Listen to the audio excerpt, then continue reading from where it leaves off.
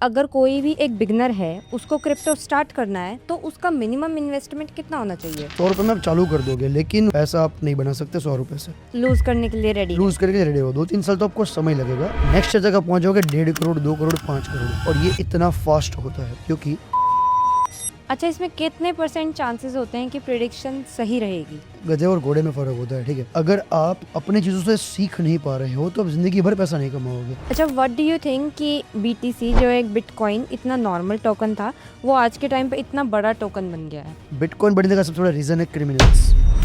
आप एक hard drive में, आप एक वॉलेट पे लिटरली 1000 करोड़ रख सकते हो, और आप सिंपली, आपको जब भी यूज करना हो, आप किसी भी पर्सन को 5 मिनट के अंदर ट्रांसफर कर सकते हो। क्रिप्टो से हम ब्लैक मनी को वाइट मनी कर सकते हैं। वर्ल्ड का जो सबसे बड़ा ब्लैक मार्केट था, billions and billions of dollars का है, तो वो सारा का सारा मार्केट अभी बिटकॉइन के ऊपर आ चुका है। अच्छा, ये बताओ, अगर हम इन्वेस्ट करने की बात करें तो गोल्ड ज़्यादा बेटर ऑप्शन है कि bitcoin? Bitcoin is much much much better than gold. तो मैंने ना इसकी प्रिडिक्शन पहले भी की थी कि 2026 में मार्केट गिरेगी, और हर मार्केट गिरेगी, और ऐसा हो रहा है बिकॉज ऑफ दिस। बिटकॉइन भी बंद हो सकता है, लेकिन आपको ये समझना पड़ेगा कि जितने टाइम तक वो चल रहा है उससे बेस्ट ROI निकालो। क्योंकि आप ये बोलोगे कि यार जीत AI कभी बंद नहीं होगा, तो गलत बात है। AI भी कभी ना कभी बंद होगा, कुछ और उसको रिप्लेस करेगा। अगर कोई भी बंदा अभी बिटकॉइन में इन्वेस्ट करता है तो क्या वो उससे मिलियनर बन सकता है? So hello everyone, welcome back to the podcast. Today we are gonna talk on crypto, जो कि एक बहुत ही फेमस टॉपिक है, and today we are introducing Jeet Shah. Thank you so much Ayushi, thank you for inviting me. So आप please मेरे को बताइए, अगर सबसे पहले तो ये पॉडकास्ट उन लोगों के लिए है जो बिल्कुल एक बिगिनर है एंड क्रिप्टो को बेस लेवल से सीखना चाहते हैं। सो आप सबसे पहले मेरे को ये बताइए कि अगर कोई भी एक बिगिनर है उसको क्रिप्टो स्टार्ट करना है तो उसका मिनिमम इन्वेस्टमेंट कितना होना चाहिए? देखो, मार्केट में तो ऐसा बोलते हैं बहुत लोग कि 100 रुपीज़ से आप इन्वेस्टमेंट करके या ट्रेड करके स्टार्ट कर सकते हो।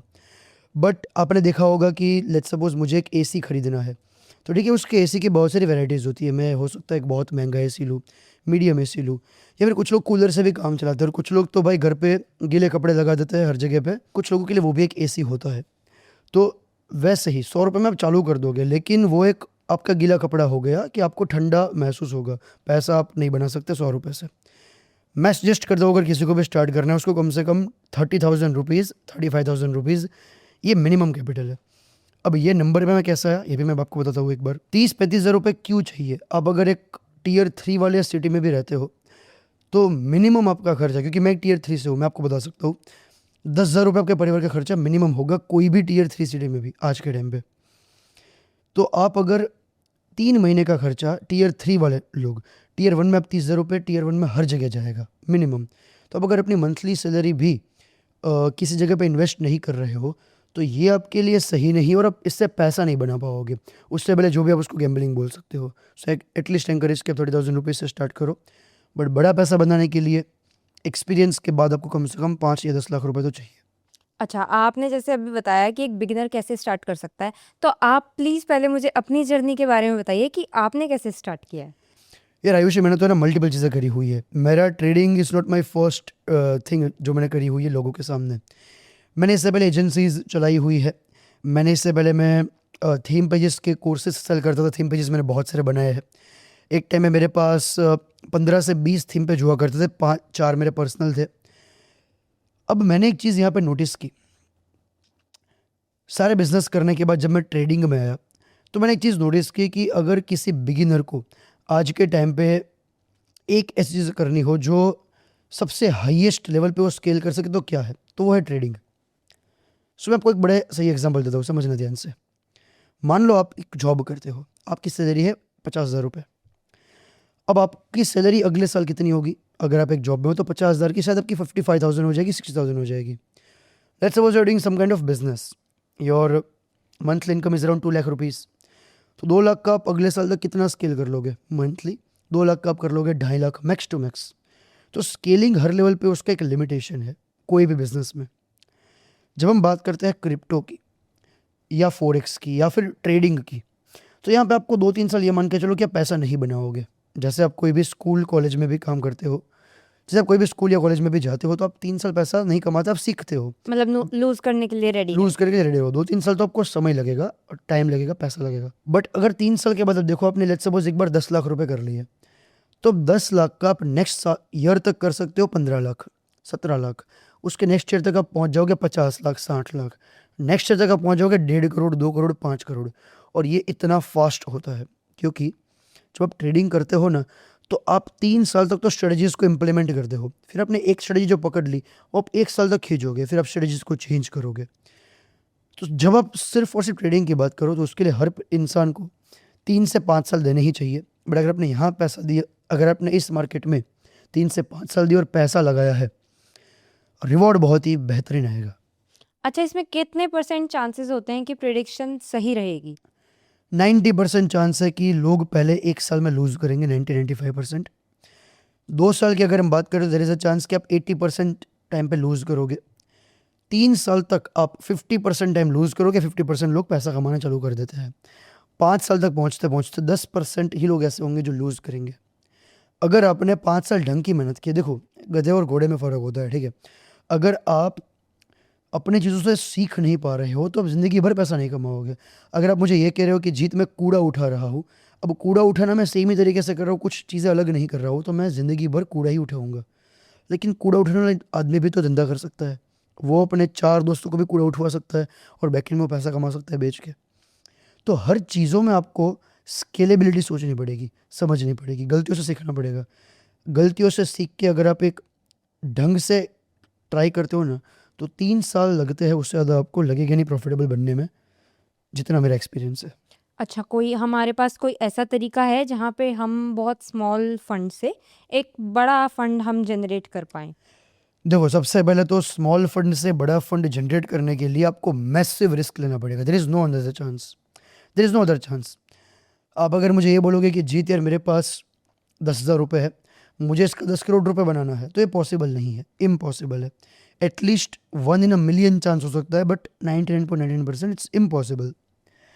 तो आपको ये समझना पड़ेगा कि अगर मुझे 10,000 या 50,000 रुपये से 50 लाख बनाने हैं, 1 करोड़ बनाना है, तो चांस है, लेकिन आपको मैसिव मैसिव मैसिव रिस्क लेना पड़ेगा। अब देखो ये कैसे करना होता है, मैं आपको समझाता हूँ इसका एक तरीका। अगर आपके पास 50,000 रुपये है तो मैं एक स्ट्रेटजी यूज़ करता हूँ जिसका नाम है डंबल स्ट्रेटजी। डंबल स्ट्रेटजी बड़ी फेमस स्ट्रेटजी है। डंबल का मतलब ये है कि जैसे हम बीच में एक रॉड होता है जिसको हम पकड़ते हैं, दोनों तरफ वेट्स होते हैं। अब वेट, आप ये मान के चलो कि आपका रिस्क है, आप क्रिप्टो और फॉरेक्स पे जो भी आप ट्रेड कर रहे हो, आप मैसिव रिस्क लो। मैसिव यानी कि मैसिव, ये मान के चलो कि आपके $100 5 से 10 बार ज़ीरो हो जाएंगे। आप फिर से $100 लेके आओगे, फिर से ज़ीरो होंगे, फिर से लेके आओगे, फिर से ज़ीरो होंगे। बट एक बार आपके $100 में आपने अच्छी, अगर आपकी पाइपलाइन बन गई प्रॉफिट्स की, तो बड़ा पैसा बनेगा। और रॉड में जो बीच आपका जो रॉड है, ये आपका सेफ्टी नेट है जो होल्ड करता है आपके रिस्क को, वो है आपका प्रॉप फर्म। हर इंसान के पास एक प्रॉप फर्म होना ही चाहिए। देखो, प्रॉप फर्म एक बहुत ही वाइड कॉन्सेप्ट है, बहुत लोग इसके बारे में जानते हैं। आप एक अच्छा प्रॉप फर्म फाइंड करो जो आपको पे आउट दे सके। और यूजुअली लोग ये कहते हैं प्रॉप फर्म में आप high risk high reward play करो। मैं लोगों को सजेस्ट करता हूँ कि आप प्रॉप फर्म में लो रिस्क और मिड रिवॉर्ड पे जाओ या हाई रिवॉर्ड पे जाओ। आप प्रॉप फर्म को जल्दी उड़ाओ मत, आप प्रॉप फर्म को होल्ड करो। देखो प्रॉप फर्म क्या होता है, पहले किसी को अगर नहीं पता बता देता हूँ। प्रॉप फर्म का सिंपल कॉन्सेप्ट है, आप जो भी फंड उनको पे करोगे प्रॉप फर्म को, उसका आपको 100 गुना एक्स्ट्रा अमाउंट मिलेगा। यानी कि मैं अगर एक $100 का अकाउंट ले रहा हूँ तो मुझे लगभग $10,000 मिल जाएगा, जिससे मैं ट्रेड कर सकता हूँ। मुझे एक स्टेज पास करना होता है, मुझे मेरी स्किल को प्रूव करना होता है, और फिर मुझे वो $10,000 का फंड मिल जाता है। अब सोचते हैं आपके पास है $300, $100 आपने लगाए क्रिप्टो में, $100 आपने लगाए फॉरेक्स में, और आपने मैसिव रिस्क पर ट्रेड किया। अब $100 से आपने एक प्रॉप फर्म बाई किया जो आपका रॉड है, जो आपका सेफ्टी नेट है। अब उस $100 से आप कोशिश करो, आपको मिल जाएंगे $10,000। जो आपको स्टेज होता है उसको पास करो 3 या 4 महीने में, जल्दी मत करो। 4 महीने बाद आपका अगर स्टेज पास होता है, फिर आप उससे स्लोली स्लोली हर वीक पे आउट लो, हर दिन पे out low, depending on your prop firm. तो अब आपके पास $10,000 है। आप उस $10,000 के प्रॉप फर्म से नेक्स्ट 1 साल में उसको सिर्फ 2 गुना करने की कोशिश करो। उस टाइम पे आपको एक्सपीरियंस हो गया होगा क्रिप्टो का और फॉरेक्स का भी। और अगर आपने उसको 2 गुना छोड़ो, आपने 20% भी आपका रिवॉर्ड निकाला ना, तो आपका $10,000 पे 20% होता है $2,000। आपने 2 लाख रुपए की कैपिटल कर ली सिर्फ $100 से। अगर बढ़ गया तो और बढ़ गया। This is the best strategy you can ever play. अच्छा, इसको लाइक करने का प्रोसेस क्या है? लाइक ये चीज़ कैसे पॉसिबल है कि हम अपने लाइक 10,000 से एक ऐसा अकाउंट ले लें जिसमें हमें ज़्यादा फंड मिल जाए? तो मल्टीपल प्रॉप फर्म्स होते हैं। अगर आप जानना चाहते हो मेरे कौन से फेवरेट है तो मैं आपको बता दूंगा। कोई भी आप एक प्रोफॉर्म ले लो, तो प्रोफॉर्म का कॉन्सेप्ट ये होता है, जैसे मैं एक प्रोफॉर्म ओनर हूँ, मैं तुम्हें बोलता हूँ ऐसा कि भाई एक काम करो, तुम 100 ट्रेडर हो, तुम 100 के 100 अपनी स्किल प्रूव करो। अगर तुमने अपनी स्किल प्रूव करी, तुम्हें एक अकाउंट मिलेगा $10,000 का। 100 के बदले तुम्हें मिलता है $10,000। अब उस $10,000 से आप ट्रेड करो और उसका जो भी आप प्रॉफिट बनाओगे 80% आपको रिवॉर्ड मिलेगा। ऐसे प्रोफॉर्म काम करता है। तो आप किसी बड़े की प्रोफॉर्म खरीद सकते हो।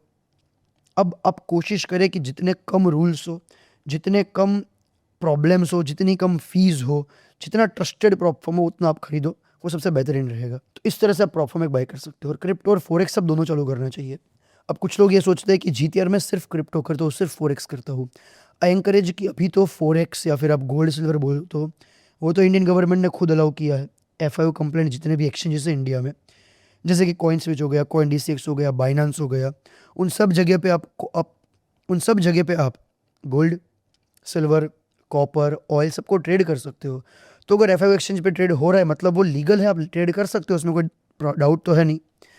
तो बस आप उसका फिर ट्रेड करके यूज़ कर सकते हो, कोई भी कंट्री में आप बैठे हो। अच्छा, आज के टाइम पे देखा जा रहा है that mostly people are running towards foreign के जितने भी मतलब वो है ऐप्स वगैरह एक्सचेंजेस है, पे एक्सचेंजेस वगैरह है, उनकी तरफ ज़्यादा यूज़ कर रहे हैं, मतलब वो ज़्यादा यूज़ कर रहे हैं रेदर देन जो इंडियन एक्सचेंजेस हैं। ऐसा क्यों?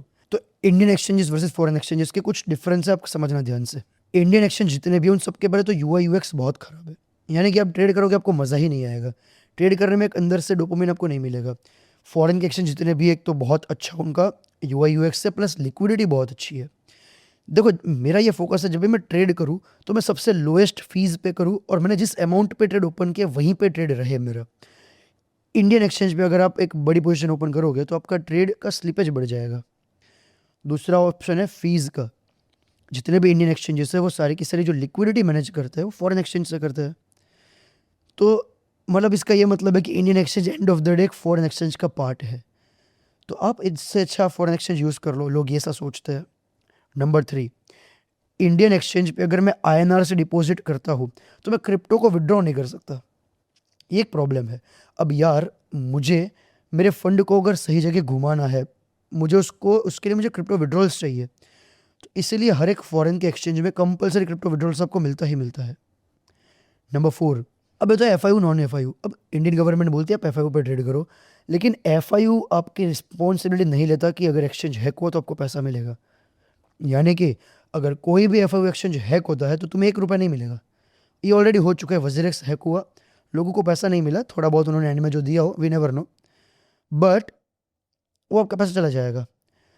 तो अब लोग ये पूछते हैं कि हम एक तो 30% का आपको टैक्स पे कर रहे हैं, हम 1% का TDS पे कर रहे हैं, इतनी ज़्यादा हम ट्रांजैक्शन की फ़ीस दे रहे हैं, और उसके बाद भी हमारी सेफ्टी तो है नहीं। अगर कल को एक्सचेंज में कुछ प्रॉब्लम आई, कोई हमारा जवाब नहीं देने वाला। इसलिए लोग प्रेफर करते हैं नॉन FIU कि भाई फॉरेन के एक्सचेंज के पास एटलीस्ट पैसा है, अच्छा खासा पैसा है। वो हैक होगा तो उनको रिकवर करना आता है, अगर हैक भी हो रहा है तो उनको पता है कि कैसे उसको रिवर्स करना है पैसा।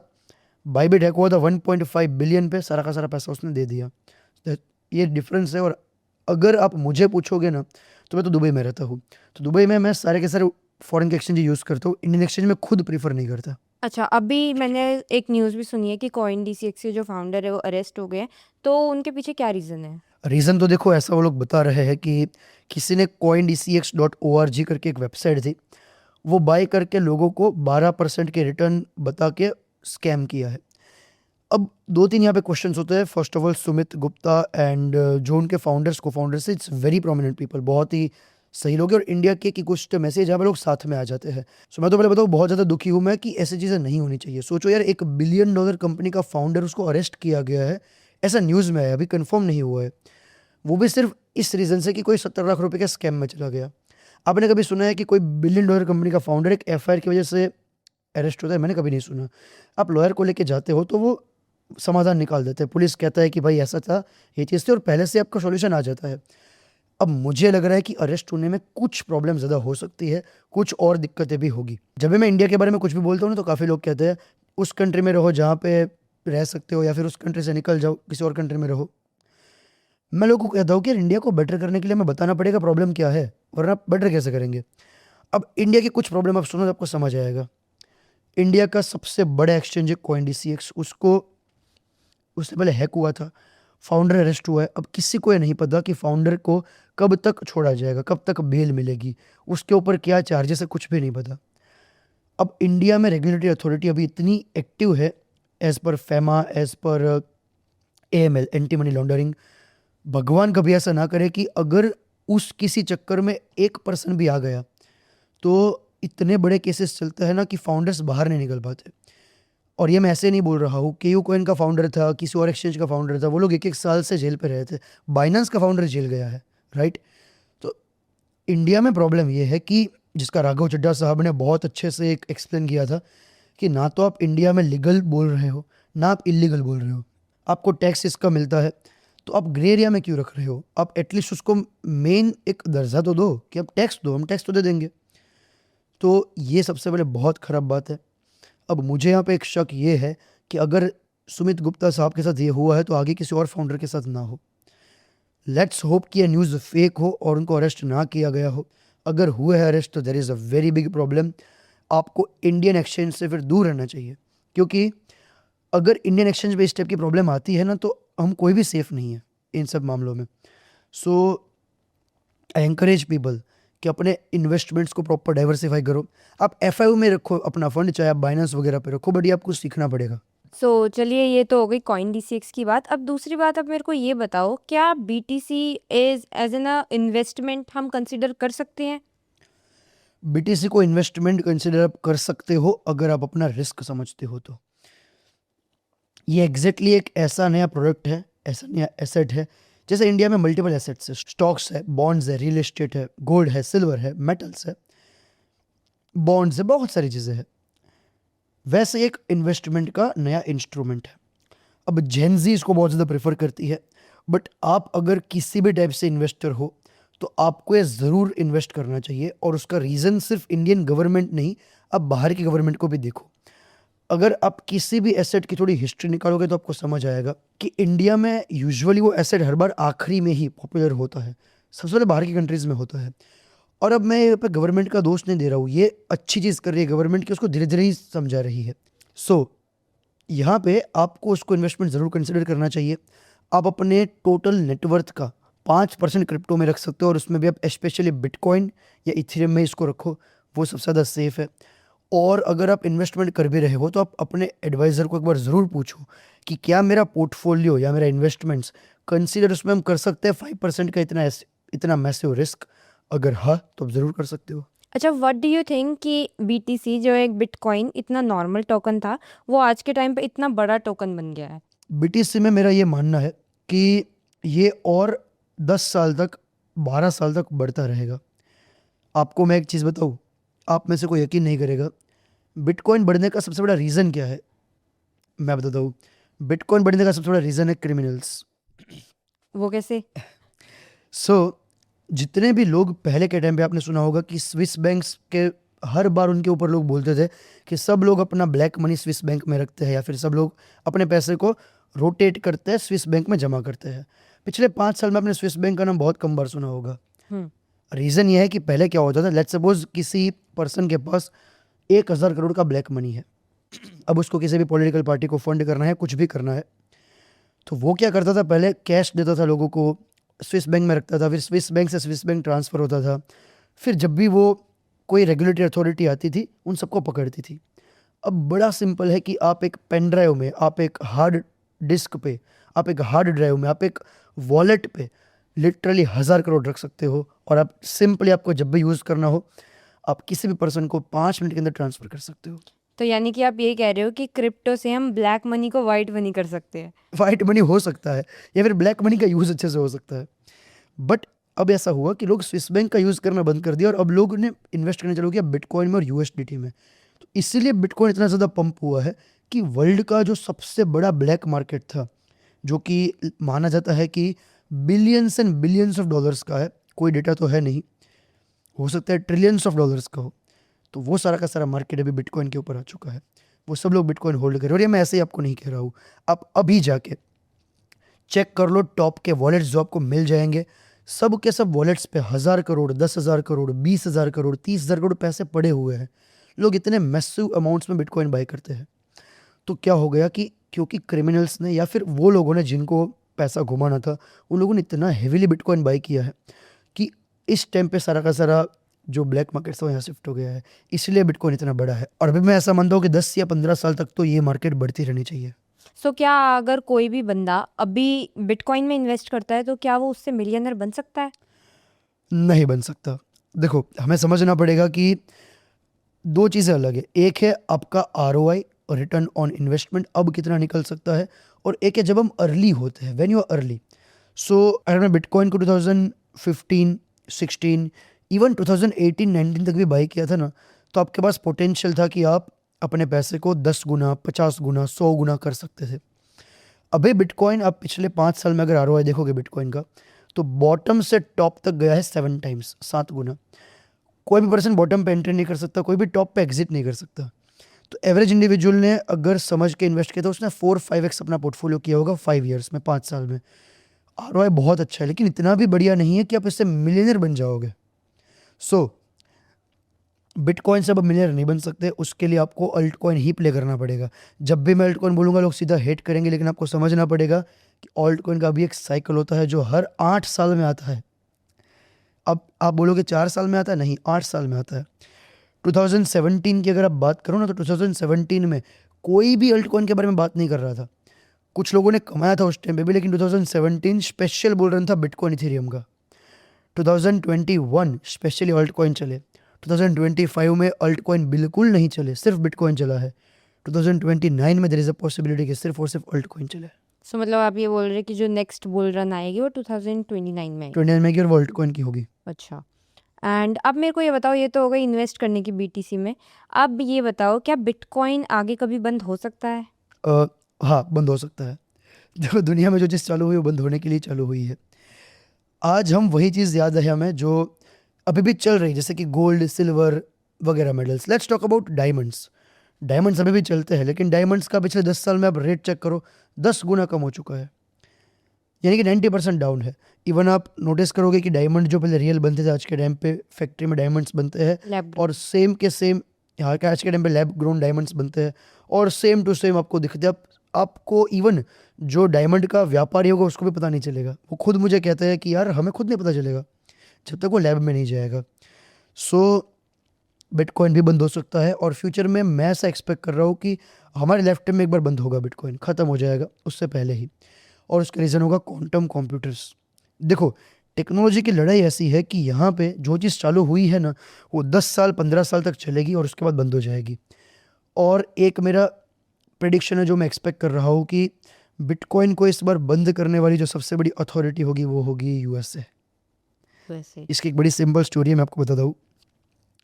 सो अगर आपने एक पॉडकास्ट देखा हो जिसमें खान सर रिसेंटली पॉडकास्ट में बात करते थे कि USA अपनी डेट को क्रिप्टो से पे करना चाहता है। यहाँ पे भाई एक राज शमानी का पॉडकास्ट है खान सर के साथ, उसमें ये हाँ बताया हाँ, उन्होंने। मैंने देखा है। हाँ, देखो USA भी क्या प्ले कर रहा है यह समझना आप। पहली बार USA ने ऐसा किया कि वो बिटकॉइन को एक्यूमुलेट कर रहा है, और उसके साथ पहली बार USA ने ऐसी इकोसिस्टम बना दी कि सब गिर रहा है। पहले लोग बिलीव करते थे कि गोल्ड कभी नहीं गिरेगा अगर मार्केट में स्टॉक मार्केट्स फॉल होती है तो, लेकिन इस बार आप नोटिस करो स्टॉक फॉल हो रहे हैं, क्रिप्टोस फॉल हो रही है, बिटकॉइन घट रहा है, गोल्ड घट रहा है, सिल्वर भी कम हो रहा है। सो ट्रम्प ये चाहता है कि गोल्ड में ऑलरेडी USA लीडर है। अब अगर वो क्रिप्टो को या बिटकॉइन को बहुत ही कम दाम में बहुत ज़्यादा बाई कर लेता है, तो जितने भी USA की डेट है वो सारी की सारी शिफ्ट कर सकता है क्रिप्टो पर, क्रिप्टो से वो पे कर देगा। जैसे क्रिप्टो से डेट पे हो गई, उस टाइम पे सब लोग फोमो में आएंगे कि यार इन्होंने तो क्रिप्टो से डेट पे कर दी, अब हम लोग भी बिटकॉइन बाई करते हैं, और वहाँ पे ट्रम्प फिर बिटकॉइंस को या उसको डंप करना चालू करेगा। देखो, ये है ना, USA बहुत बार कर चुका है, it's not a first time. USA को जब भी कोई चीज़ चाहिए होती है ना, पहले उसका यूज़ करते हैं और फिर उसको वो हटा देते हैं। ये मल्टीपल टाइम्स कर चुका है। तो मैंने ना इसकी प्रिडिक्शन पहले भी की थी कि 2026 में मार्केट गिरेगी, और हर मार्केट गिरेगी, और ऐसा हो रहा है because of this. So bitcoin भी बंद हो सकता है, लेकिन आपको ये समझना पड़ेगा कि जितने टाइम तक वो चल रहा है उससे बेस्ट ROI निकालो। क्योंकि आप ये बोलोगे कि यार जित AI कभी बंद नहीं होगा, तो गलत बात है। AI भी कभी ना कभी बंद होगा, कुछ और उसको रिप्लेस करेगा। क्योंकि आज से है ना, अगर मैं 20 साल पहले 25 साल पहले किसी को बोलता ना कि साइकिल्स यूज़ होनी बंद हो जाएगी, तो लोग बोलते हैं यार ऐसा कैसे हो सकता है, लेकिन आप देखोगे कि नेक्स्ट 10 साल में शायद साइकिल्स को यूज़ नहीं करेगा। आज बाहर की कंट्रीज़ में यूजुअली लोग साइकिल्स यूज़ नहीं करते, कुछ कंट्रीज़ में। पहले आप मुझे बोलते कि ऑटो रिक्शाज बंद हो जाएगी, आज काफ़ी ऑटो रिक्शाज काफ़ी कंट्री में अलाउ ही नहीं है, वहाँ सिर्फ कार्स चलती है और ऑटो रिक्शा को इलेक्ट्रिकल कर दिया। तो वैसे जो भी टेक्नोलॉजीज आ रही है, जो भी चीज़ें बन रही है, वो सारी की सारी रिप्लेस हो जाएगी। सो अब समझो कि जब तक ये चल रहा है तब तक उसका मैसिव बेनिफिट उठाओ। अच्छा ये बताओ, अगर हम इन्वेस्ट करने की बात करें तो गोल्ड ज़्यादा बेटर ऑप्शन है कि bitcoin? For investment perspective I think bitcoin is much much much better than gold. People will not believe, but that is what it is. अगर आप इतना गोल्ड बढ़ गया उसके बाद भी देखोगे ना, तो भी बिटकॉइन का आरओआई गोल्ड से ज़्यादा है पिछले 5 साल, 3 साल, 4 साल में। रीज़न समझते हैं उसका। देखो बिटकॉइन बहुत रिस्की है। इन्वेस्टमेंट वाइज में आपको समझना है कि आपको आरओआई बेटर निकालना है। गोल्ड आपका फंड को एक जगह पे पार्क करेगा। गोल्ड आप में से कोई अगर मुझे ये बोलता है कि गोल्ड यहाँ से 10 गुना होने वाला है नेक्स्ट 5 साल में, तो वो झूठ है, नहीं होने वाला। कि गोल्ड ऑलरेडी चल रहा है ट्रिलियंस ऑफ डॉलर्स में, 30-40 ट्रिलियन की मार्केट कैप है गोल्ड की। It's like very high, very very high. So investment wise bitcoin बहुत बेटर है। लेकिन अगर आप मुझे पूछोगे ना जीत ट्रेडिंग के लिए कौन सा बेटर है, सो आई विल एंकरेज कि आप क्रिप्टो में भी करो, आप गोल्ड में भी करो। रीज़न बताता हूँ मैं इसका।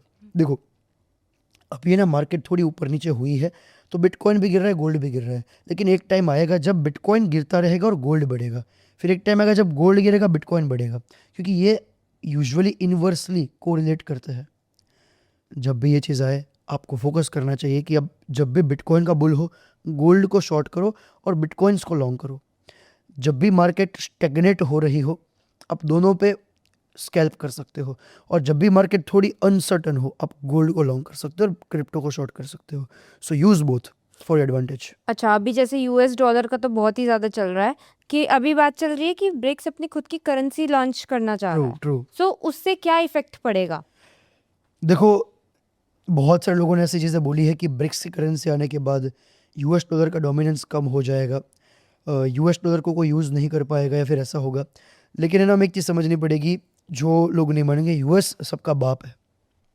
That is what it is. See I love India, मैं इंडिया में रहता हूँ, हमारे इंडिया पे बहुत प्राउड है। लेकिन यूएस से इन सबसे बहुत पहुँची हुई चीज़ है, वो बच्चों वाली गेम नहीं खेलती। यूएस जानता है कि किसी भी कंट्री को मैं किसी भी टाइम पे किसी भी जगह पे मैनिपुलेट कर सकता हूँ, नेगोशिएट कर सकता हूँ। ट्रंप ने टैरिफ नेगोशिएट कैसे किया? इंडिया को ट्रंप ने सिर्फ एक चीज़ बोली है कि भाई तुम रशियन ऑयल बाय कर रहे हो, इसलिए मैं तुम पे टैरिफ लगा रहा हूँ। ये रीज़न क्या है? ये ऐसी बात हो गई भाई ये ऐसी बात हो गई कि यार आयुषी तुम है ना एलवी का बैग ले रही हो, इसलिए मैं तुम्हारे ऊपर चार्जेस लगा रहा हूँ और मैं तुम्हारी सैलरी घटा रहा हूँ। ये कैसी बात हो गई, राइट? सो यूएसए के पास एक पावर है कि यूएसए के थ्रू ही सारी चीज़ें जाती है, पूरा इकोसिस्टम यूएसए कंट्रोल करता है। तो जो भी पर्सन ब्रिक्स को यूज़ करेगा उसके ऊपर वो सेंसन्स लगाएगा। तो कुछ टाइम के बाद लोग सोचेंगे कि यार हम ब्रिक्स में जितना प्रॉफिट नहीं कमा पा रहे उससे ज़्यादा तो हम लॉस कर रहे हैं यूएस की वजह से। सो मेरा ऐसा मानना है कि ब्रिक्स शायद इतना इम्पैक्ट नहीं क्रिएट कर सकता है जितना यूएस पहुंची हुई चीज़ है। लेट्स होप ऐसा ना हो। बट मैं ऐसा मानता हूँ कि लोग कहते हैं चाइना बहुत ऊपर जाएगा, चाइना बहुत ऊपर जाएगा, चाइना बहुत अच्छा है। मानता हूँ यूएसए को बीट नहीं कर सकता एटलीस्ट 100 सालों तक। अच्छा, जैसे अभी दुबई की अगर आप बात करो तो वहाँ पे जितनी भी सारी पेमेंट्स होती है वो हम क्रिप्टो से कर सकते हैं। इंडिया में वो सिस्टम कब तक आएगा? इंडिया में वो नहीं आ सकता और लाना भी नहीं चाहिए गवर्नमेंट को, क्योंकि अगर इंडिया की बात करो तो इंडिया एक ऐसी कंट्री है जहाँ पे 50% लोग गरीब है। अभी आपको पता होगा शायद कि इंडिया में सिर्फ मोबाइल्स 50% लोगों के पास ही है। 150 करोड़ की आबादी में से 75 करोड़ लोगों के पास ही मोबाइल्स है, यानी कि इंटरनेट है। अब आप समझिए यहाँ पे कि जैसे जैसे इंडिया आगे बढ़ेगा, उसकी लोग एजुकेट होंगे, तो इतने स्कैम के चांस बढ़ जाएंगे क्रिप्टो पेमेंट्स के लिए, बाकी चीज़ों के लिए, कि इंडिया में लोग इसको अफोर्ड नहीं कर सकते। See India as a country, India का गोल ये नहीं है कि इंडिया को हमें फास्ट भगाना है। इंडिया बहुत बड़ी इकोनॉमी है। इंडिया का गोल ये होना चाहिए कि इंडिया सेफली भगाए। सेफ्टी सबसे पहले उनका कंसर्न होना चाहिए और वो है। तो government is very good. I think Indian government is doing awesome job.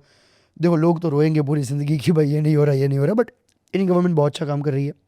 At least crypto को लेके वो बहुत ही स्लोली स्टेडीली प्रोसीजर्स बना रही है। सो इंडिया में लाना भी नहीं चाहिए। और वैसे इनडायरेक्टली तो बहुत सारे तरीके से आप यूज़ कर सकते हो। लेट्स सपोज आप क्रिप्टो यूज़ करते हो, आप यूएसडीटी यूज़ करते हो, तो आपको आज के टाइम पे क्रिप्टो के कार्ड्स मिल जाते हैं। लगभग 10-15 पेमेंट प्रोवाइडर्स हैं जो आपको क्रिप्टो के कार्ड्स देते हैं। आप कार्ड यूज़ करो, फिजिकल कार्ड ले लो, उससे आप एटीएम से कैश विड्रॉल कर सकते हो। तो यूएसडीटी से आपने कैश विड्रॉल कर लिया, आप उससे ऑनलाइन पेमेंट्स कर सकते हो। ऑफकोर्स आपको उसमें केवाईसी करनी पड़ेगी एंड एवरीथिंग, बट यस ये ऑप्शन आ चुके हैं, बट सीधा अलाउ करना ये भी पॉसिबल नहीं है। अच्छा, सपोज करो अगर आपको कोई 1 या 2 चेंजेस मतलब गवर्नमेंट को रिक्वेस्ट करने हैं कि हो जाएँ, तो वो आप क्या रिकमेंड करोगे? लिटरली कुछ भी नहीं, government is doing awesome job. देखो इसमें ना एक थोड़ा मेरा ओपिनियन बता रहा हूँ। हमारा जो रुपी है वो गिर क्यों रहा है पता है? क्योंकि हम यूएस डॉलर अर्न नहीं कर पा रहे हैं।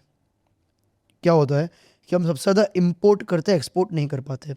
अगर हम यूएस डॉलर में अर्न करना चालू कर दें तो इंडिया का रुपी स्ट्रांग हो जाएगा, अर्निंग जितनी होगी उतना हमारा एक्सपोर्ट बढ़ेगा, तो हम ज़्यादा से ज़्यादा हमारी करेंसी को स्ट्रांग कर सकते हैं, हमारी इकोनॉमी को बढ़ा सकते हैं। ये हो सकता है क्रिप्टो और फोरेक्स के थ्रू। क्रिप्टो और फोरेक्स आज भी पूरा का पूरा यूएसडीटी में ही चलता है, यूएस डॉलर में ही चलता है। इवन आप किसी को भी पूछोगे ना, किसी को आईएनआर में प्राइस याद भी नहीं होगा। सब लोग यूएस डॉलर में ही प्राइस याद रखते हैं कि गोल्ड का प्राइस इतना चल रहा है, इतना चल रहा है। सो अगर हम क्रिप्टो और फोरेक्स को लीगलाइज करें इंडिया में, of course with multiple risk, multiple reward समझ के अथॉरिटीज़ बनाए ऐसी कि जो क्रिप्टो को और फोरेक्स को रेगुलेट कर सकते हैं, टैक्सेस उसके कम कर दे, तो जितने भी लोग इंडिया में यूएस डॉलर से कमाते हैं या फिर क्रिप्टो और फोरेक्स में कमाएंगे, तो वो यूएस डॉलर को जो बाहर के लोग शायद लूज़ करेंगे, फिर बाहर के लोगों का पैसा यूएस डॉलर में इंडिया में ला सकते हैं। उससे बहुत ज़्यादा रुपी भी स्ट्रांग हो सकता है और इकोनॉमी भी स्ट्रांग हो सकती है। वन ऑफ द रीज़न रुपी हमारा फॉल इसीलिए ही हो रहा है क्योंकि हम इंडिया में से सबसे ज़्यादा चीज़ें एक्सपोर्ट नहीं कर पाते, इम्पोर्ट होती है। That's the reason. अच्छा, एक और मुझे बात बताओ, ईरान और इज़राइल की वॉर से आपको लगता है कुछ इम्पैक्ट पड़ेगा इंडिया पे? 100%। इवन मैं ऐसा मानता हूँ ईरान को जितना इम्पैक्ट नहीं पड़ेगा उससे तो इंडिया को पड़ेगा।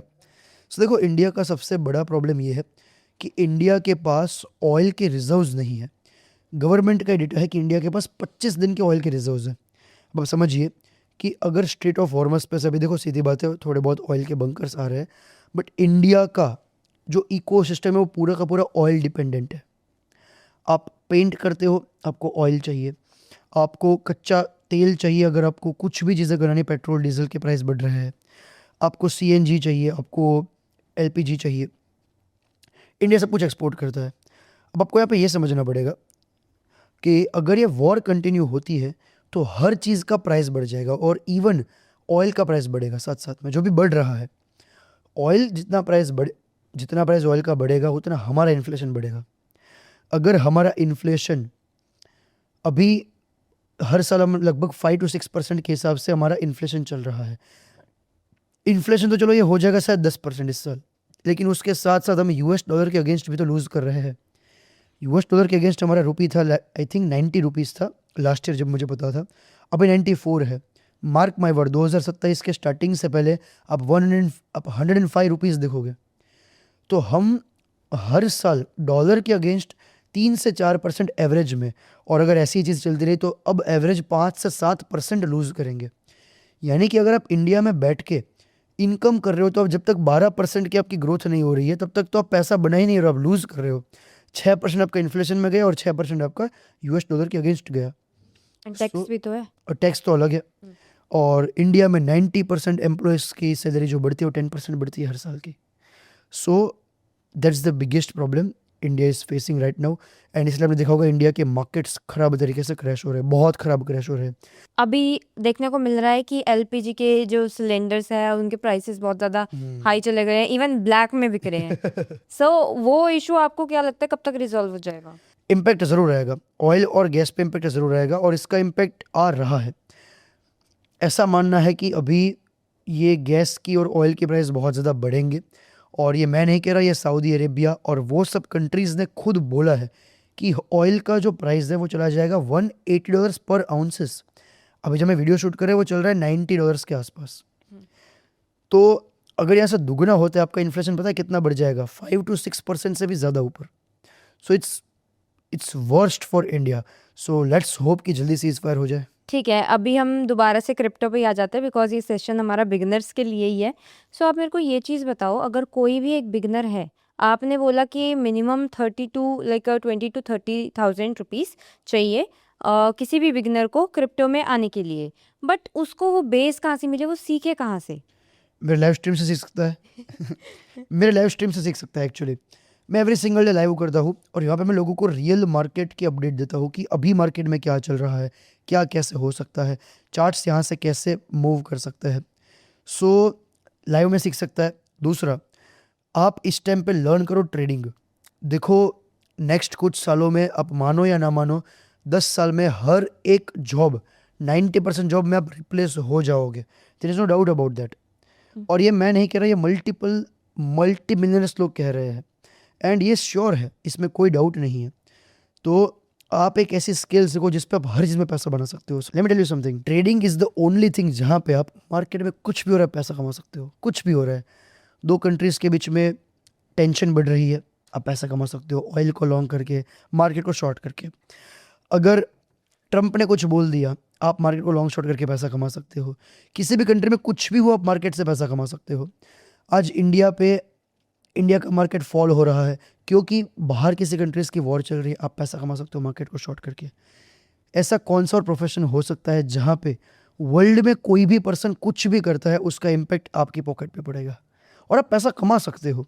देखो, एक और चीज़ है, हर मार्केट का है ना कुछ टाइमिंग होता है।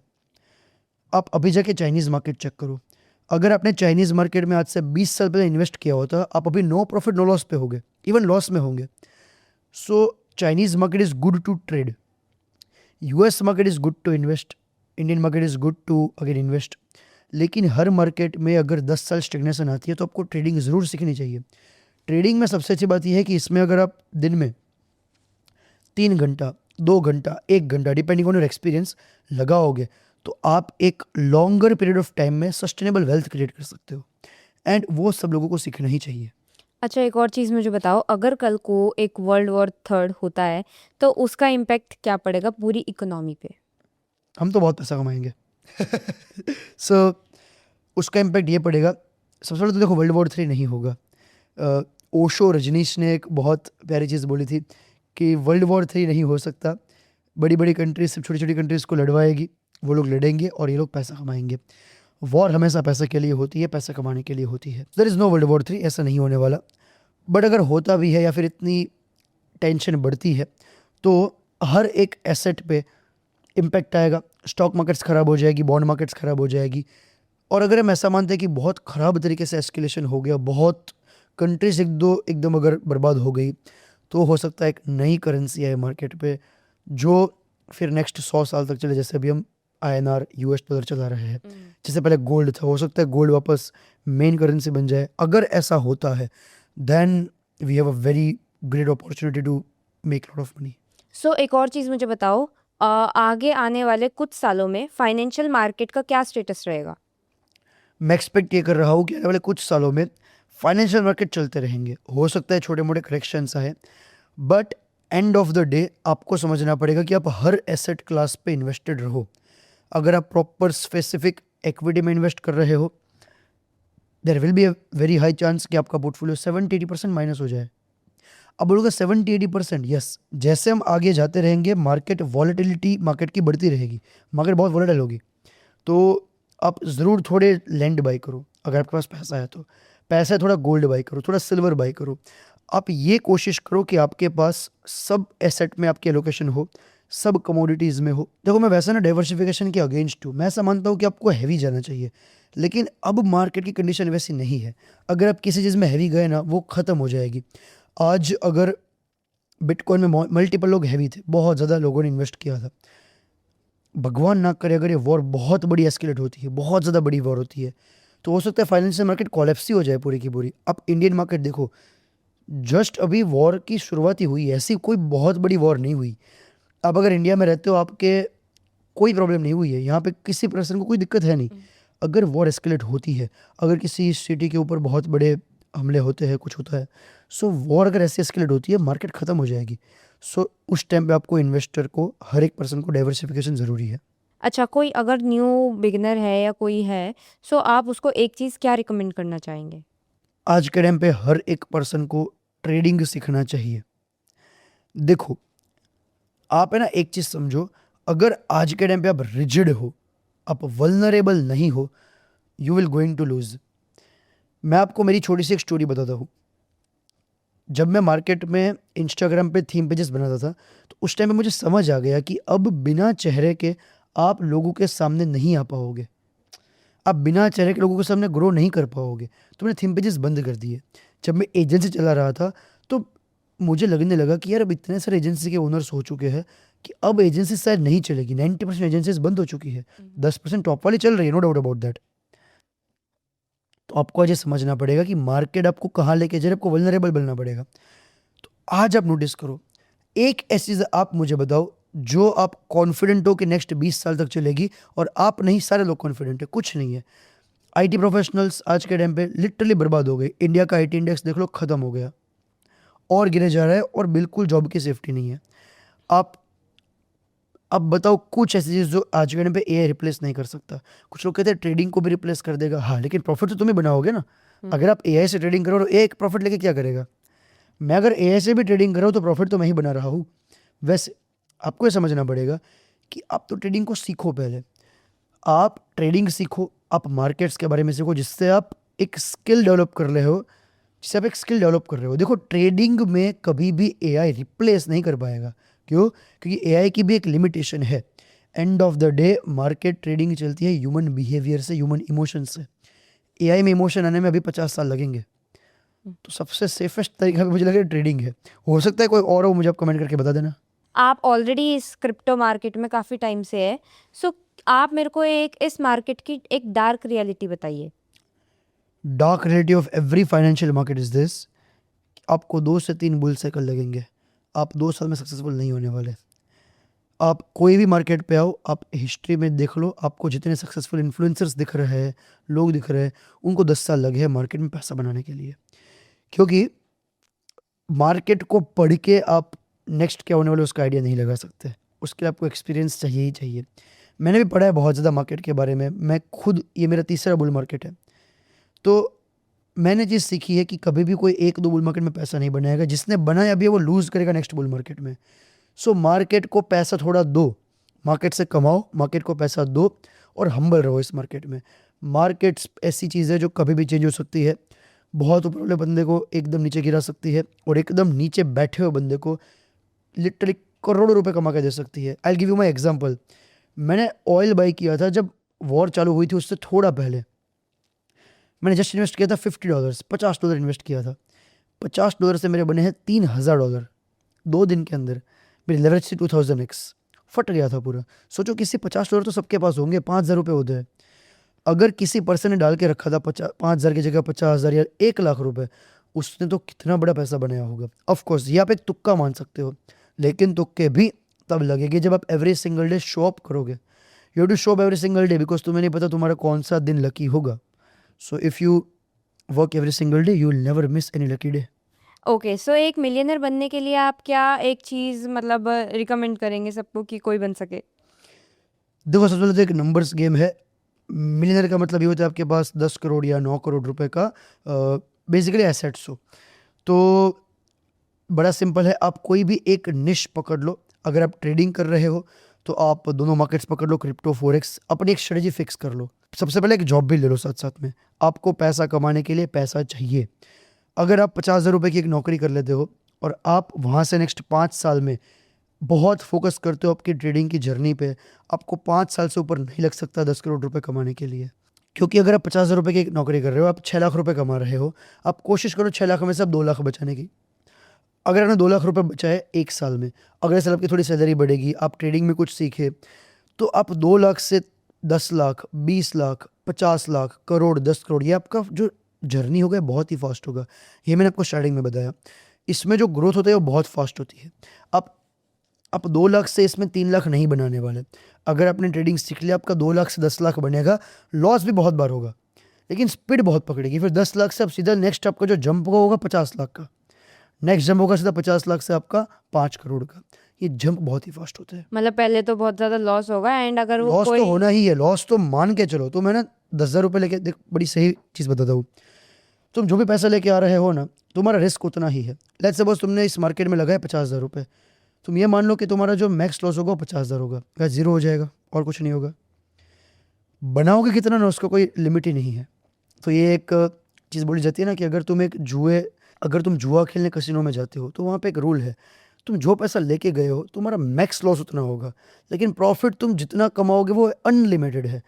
तो अगर तुम 50,000 रुपये लेके आ रहे हो इस मार्केट में, 50,000 का लॉस हो सकता है, जीरो हो सकता है, तो वो ज़ीरो हो जाएगा तो उसके बाद बंदा कहाँ से को फिर से बनाएगा? लेके आना पड़ेगा 50,000, वरना 10,000 5 बार लेके आओ। That's the only thing you can do. That's why it's called risk reward game. 10,000 लेके जीरो हो गया, फिर से लेके जीरो हो गया, 10 बार लेके जीरो हो गया। अगर आपको कॉन्फिडेंस है, आप 11वीं बार लेके आओ, क्योंकि वो आपका जीरो हो सकता है, लेकिन अगर उसके ऊपर आप इस मार्केट में चल गए तो 10,000 का आप कितना कर लोगे ना, उसकी कोई लिमिट नहीं है, वो अनलिमिटेड होता है। So thank you so much for giving your precious time and इसी के साथ अब हम इस पॉडकास्ट को एंड करते हैं। Thank you so much. अगर आपको भी क्रिप्टो सीखना है तो आप यूट्यूब पे सर्च कर सकते हैं जीत क्रिप्टो एंड वहाँ पे सर लाइव स्ट्रीम में रोज़ सिखाते हैं। आप इनके साथ बैठकर रोज़ क्रिप्टो सीख सकते हैं। प्लस इस चैनल को सभी लोग सब्सक्राइब करके जाइए एंड कमेंट में इस पॉडकास्ट का सबसे बेस्ट पार्ट ज़रूर लिख के जाना।